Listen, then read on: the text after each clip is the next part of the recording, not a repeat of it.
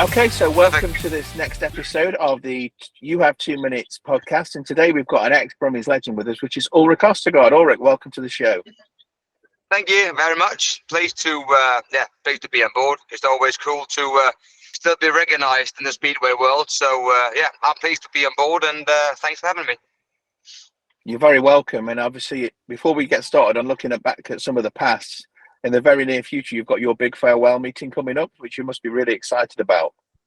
Yeah, no doubt, mate. It's been, I've got the date about 3 months ago, so it's been full gas next to my full-time job to get everything sorted. I wanted, the best lineup as I could have with, you know, people that riders that could entertain the crowd, and some riders that I've had some, great heats against, and some I've been riding with over the last many seasons. So I think I've got a fairly good lineup, and a lot of riders that I respect, and a lot of riders that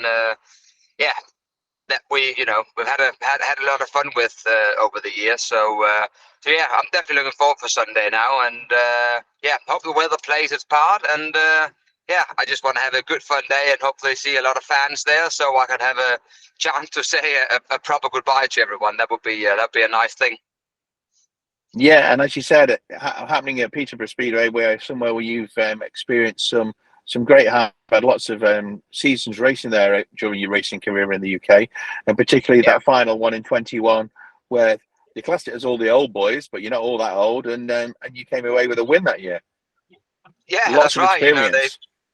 Yeah, exactly. Everyone was written off for the start of the season because we were an old team, and none of us, probably did very. It was just straight after COVID, and none of us really had a good season in 19. So I guess it was one of these, bottom of the league. But then it all clicked. The Dad's Army.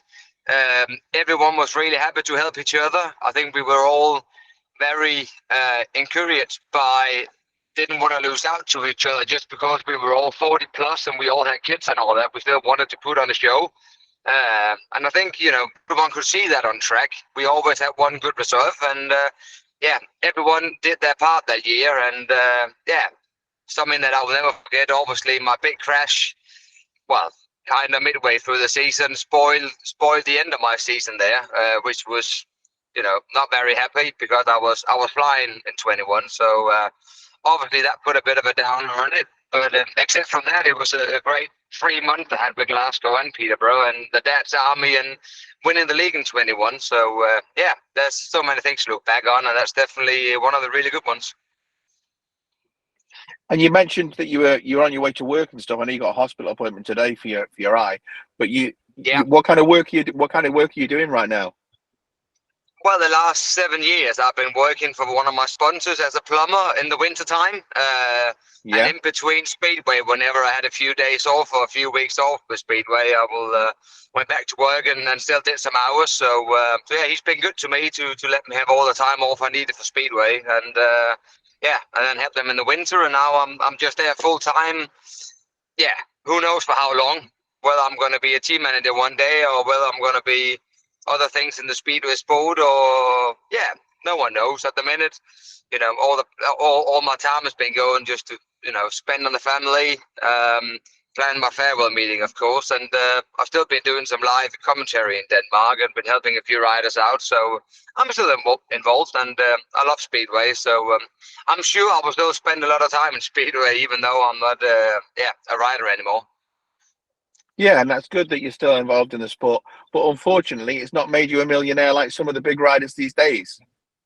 No, exactly. It's I've probably been living from meeting to meeting for a lot of years. Some seasons been better than others, but unless you're one of the top boys, or unless you ride in Poland or have some massive sponsors or a rich dad behind you, it's a very difficult sport in many ways, because to be competitive, you need to invest a lot of money. And as you know as well, it's the fans is going down a little bit, and definitely on some of the clubs. And when there's not many fans, it's hard for the clubs to pay the riders what we probably deserve to get.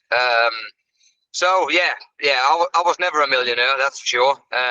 But I've had a good 20 years in Speedway, and I'm enjoyed it, and I'd rather do this and still just have a job now than just had another 20 years doing a job that I've maybe didn't like. This has been more than just a hobby for me, and I loved every minute of it. There's been downsides, but all the plus thing in Speedway definitely counted up for that. So yeah, it's everything is positive. There's no doubt about it. But a millionaire, nah, not this time. Not this time. No. So looking back to when it very first started, obviously I've had a look on Wikipedia to get some details in relation to like when you first came over to the UK, and you very first came over and you were lined up to ride for Trelawney. But yeah, I'm guessing there was a little bit of a problem with that because of like maybe your average or the fact you were from like Denmark or something. So it didn't actually happen that first year. No, that's right. I was, I think my average was 0.02 too high, and they were trying to get dispension from the BSPA to allow me in anyway. So I was in Trelawney for a week, I think, and then it didn't happen. And then they said, "Oh, we're really sorry, but you have to drive home again." So I had 1 week there with no meetings. I just had some practice around, and then they sent me home again. And then I was quite lucky. Ashley Holloway, I knew him. He's doing the engines now for some of the top boys in the UK. Me and him got on really well, and he spoke to what's his name from Swindon, who used to do Swindon Eastbourne Lakeside. I can't remember his name now, but he knew him, and then I was lucky. John Cook gave me a phone call, and I got the chance to do the British League Cup for Eastbourne, and then it all kicked off from there, really. And what was that like coming to England compared to living in Denmark? Had you been here before? And obviously a seaside town at Eastbourne, that type of thing. I don't know what your hometown's like in Denmark. It's definitely not a seaside place. I'm in the middle of the country, pretty much. Yeah. But Denmark is small, so we don't have that much travel to go to the sea. But it was just such a cool experience for me to come to the UK. It's just a big country, and there's so many, various tracks, so many different people around, and it's just been so great to try all these tracks and get all these friends that I've seen, up and down the country in these 20 years. So it's always hard to come to a new country in a lot of ways, but I think it felt quite naturally to me in a lot of ways. Whether it was because I was, 21, 22 when I started, so I wasn't that young in many ways. I was quite quick to find some good friends over here and people that looked after me. So it probably made it a bit easier as well. And I just loved riding my bike, and I just loved being part of a team. And I was proud to race in England. That was the place to go if you wanted to be a better speeder rider. So I definitely loved every club I've been at, and just quite fun to see you. I've started on the south, then ended up at Glasgow 20 years after. So I've been working my way up through the country. All the way so up the country, yeah. Yeah, it's been quite funny. And is it still the same for the young Danish riders now? Do they look at England as the place to go to like learn their trade, or is it the bigger sport now in Denmark anyway, or do they look at Sweden and places as well?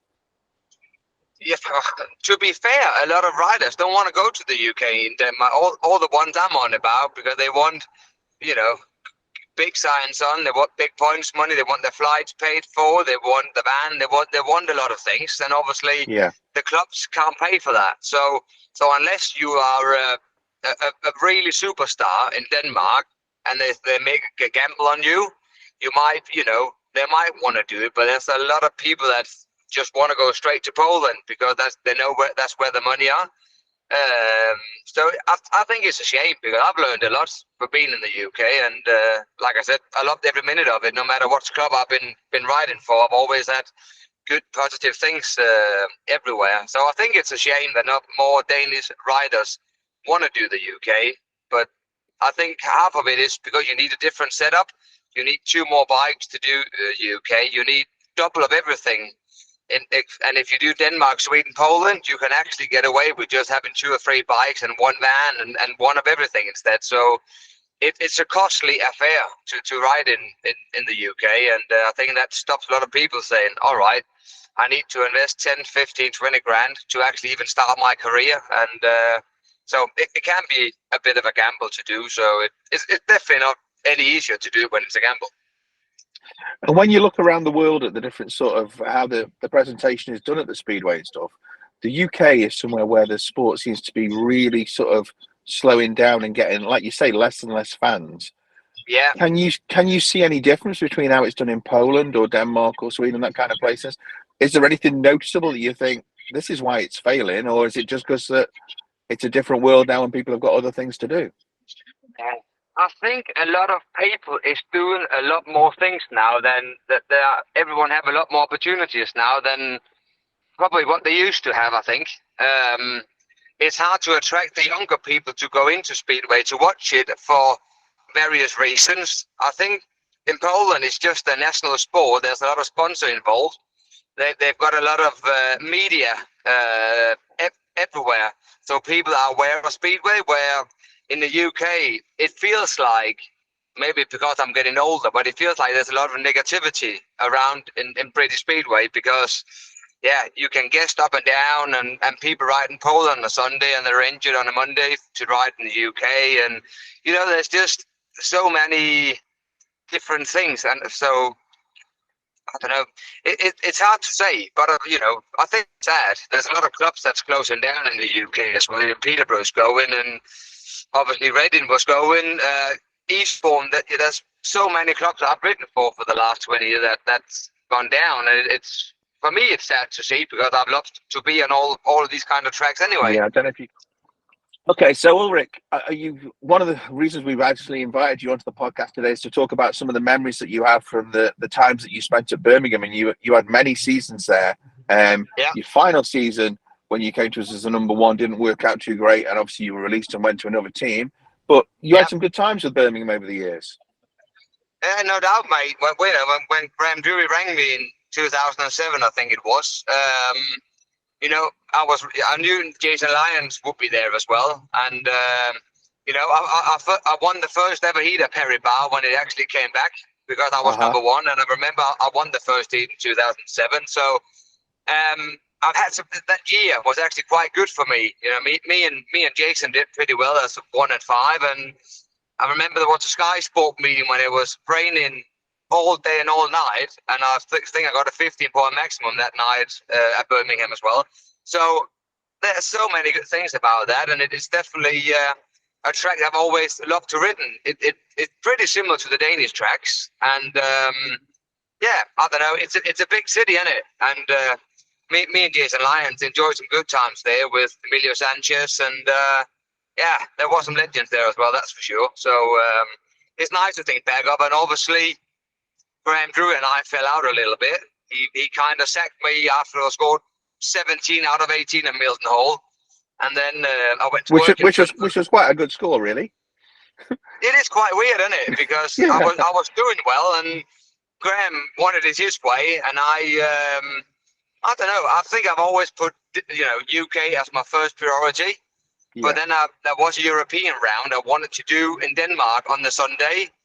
And I told Graham a few weeks before, and then all of a sudden he said, well, if you don't turn up at Milton Hall, I'm going to release you. And then I thought, all right, I don't want to do that. So I paid £400 for a return flight. Went to Milton Hall. I can't remember if we won or not, but I remember I only dropped a point or two. And then he still sacked me afterwards anyway. But he re-signed me a few years after. And so we get on well now. There's no problems at all. But, some team managers want it their ways. And, it's not always easy to please everyone, is it? But there's been some good, funny stories about that. Yeah. And looking back at your career in relation to like teammates and stuff, you must have got really close to a lot of riders over the years and stuff. Who are some of the riders that you've really enjoyed riding with the most, where you've been able to team ride, or you just had a really good fun off track or on track? There is quite a lot. Obviously, there's a lot of Danes that I've been riding with and against. We've been and still friends now. But obviously, the people like Hans Andersen and Ryan Sullivan, if I think back to 2006 and back to them kind of days, was really big for me because they were top of the Grand Prix and they were legends. They were, some of the best in the world. But there's been so many, to be fair. So it's so hard to actually, just mention one or two. Obviously, I know the V-Sync didn't work out last year with you guys, which was a shame. But we had some good time to Birmingham together in the past, and we're still in contact quite a lot. And now he's in Glasgow taking my team spot up there because I retired. So that's who I get on with really well. I've got a lot of friends. I don't think I've got many enemies in UK anyway, and I'm pretty happy with that because I like to please people. I'm there just to be happy and race my speedway bike and have some fun along the way with it. Yeah, and I think particularly as the sport is now, like you've just said, riders like yourself, it's good to be able to put on a show for the fans as well. It's not just about finishing your race, getting straight back to the pits, pulling the odd wheelie, interacting with the fans and stuff. It's all important, and it can help. And it helps with your like sponsors and stuff like that. If you're the most popular rider on the team, and a local firm wants to sponsor somebody, they're going to come to you. Exactly. I've always been known as one of the last one to leave the stadiums, unless I had a stupid flight. But normally, even if I had an early morning flight, I would always be the last one to leave the track, be the last one to go to the changing rooms and all that, because I wanted to speak to the fans, and there was always people waiting at the van to get a few pictures and an autograph and all that. And I thought it was, it's always been important for me to try and give a little bit back to people who actually spent, the hard-earned money to come and watch us.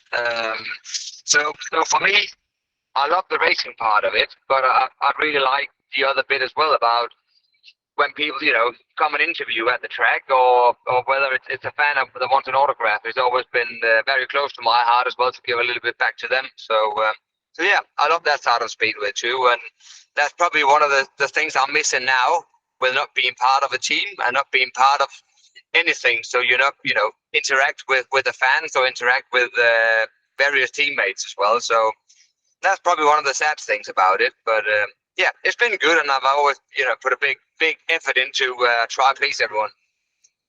And I know you've only got a few more minutes left, so we're going to help you get to your eye appointment, because obviously that's important to get you all fit for the weekend. That's cool. So just a couple more questions. First one is, if you could look back at your career and if there's anything that you could change, if there's anything you thought, oh, that was just such a massive mistake, is there anything that you look back at and think, I wish I'd done that a little bit different?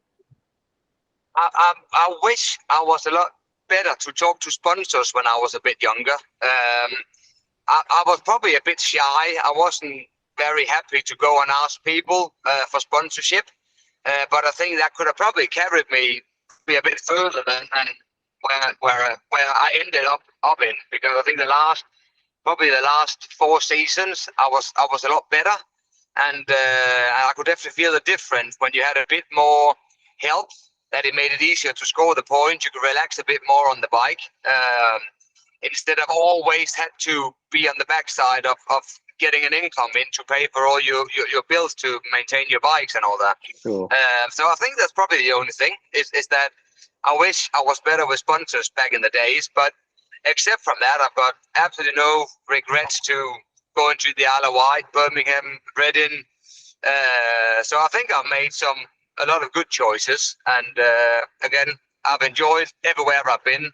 I feel even as an away rider, no matter what track I've been at, they seem to, like me when I get there, and they seem to cheer for me when they announce my name. So it's, so no, except from the thing I just said, it's just been a privilege, and it's been great to ride for all these clubs and be part of British Speedway for 20 years. So yeah, I'm pretty pleased and fortunate with that.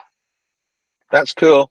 And then on the other side of that, if someone was to sort of say to you, so you've been out of Denmark for all these years and you've been all around the world racing Speedway and stuff, what's the biggest thing, or what's the most important thing that's meant the most to you that you've achieved? I would still say my PLRC in 15 when I won that. I was, I had a meeting the day before that where I scored 5 points at Peterborough, and I wasn't doing very well. And I was, no one counted me for that meeting, that's for sure. So I went in there as the biggest underdog, I think, and then still go and go to the final and, beat Craig Coogan, Ricky Wells, and everyone else who was, on top of their life that season. So So that's probably my biggest one, something I remember back on. But obviously 2006, winning the league with Peterborough, winning the fourth at Peterborough in 2016 was massive for me as well, because I was in front of my home crowd.